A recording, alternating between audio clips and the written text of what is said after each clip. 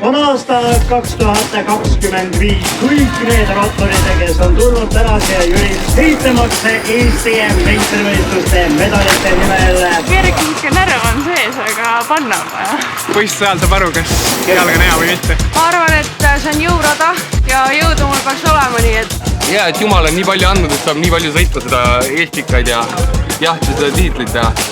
Tunne on nii hääd, ei ära kiita. Alla kulla ei lähegi üldse mängu. Rajaprofiil sobib, aga tugev tuul ei sobi.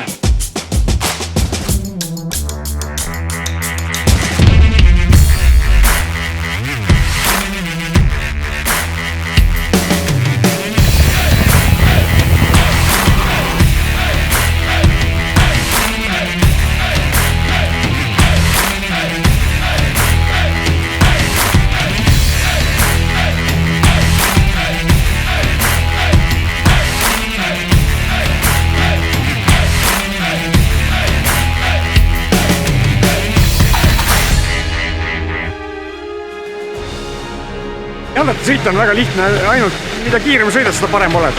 Tuli ära, nagu mõtlesin. Uhke tunnen.